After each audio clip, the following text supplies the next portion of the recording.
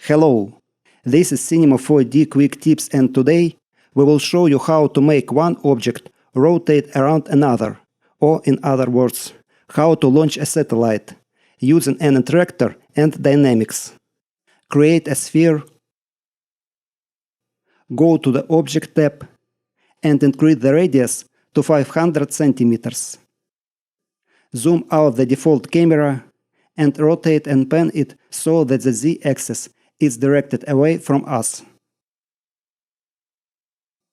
Right-click on the sphere in the Object Manager, select Bullet Text, and click on Collider Body to define the sphere as an obstacle.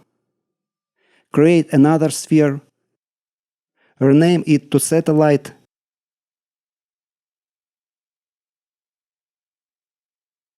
and drag it against the X-axis so that it ends up to the left of the sphere.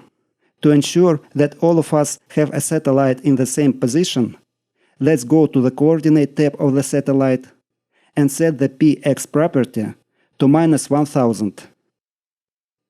Right-click on the satellite, select Bullet Text, and click on Rigid Body to define the satellite as a solid object. To turn off gravity and simulate space-like conditions, open the Edit menu, click Project Settings, go to the Bullet tab, and zero out the gravity.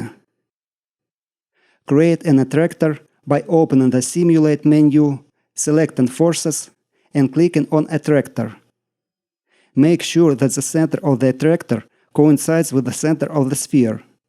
In our case, both the sphere and the attractor coincide with the initial center of the coordinate axis. Therefore, their centers also coincide.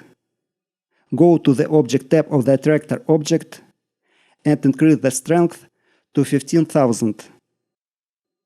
Press the Play Forwards button in the Animation toolbar. The attractor attracts the satellite, and finally the satellite collides with the sphere, or in other words, falls on it. Stop the animation and go to the start of the timeline. Now let's give the satellite an initial impulse directed parallel to the surface of the sphere.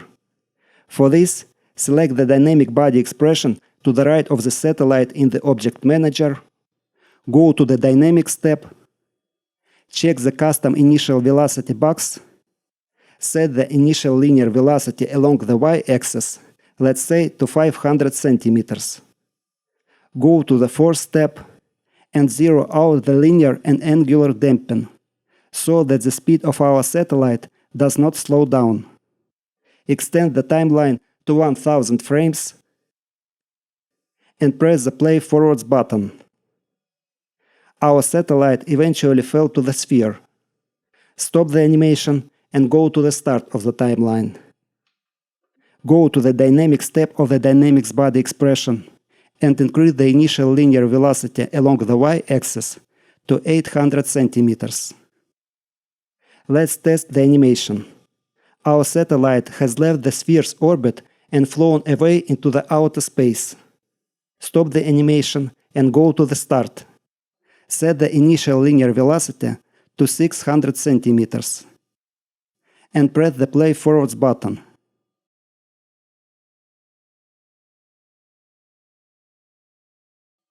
Now our satellite is orbiting around the sphere. This is what we got after texturing and rendering.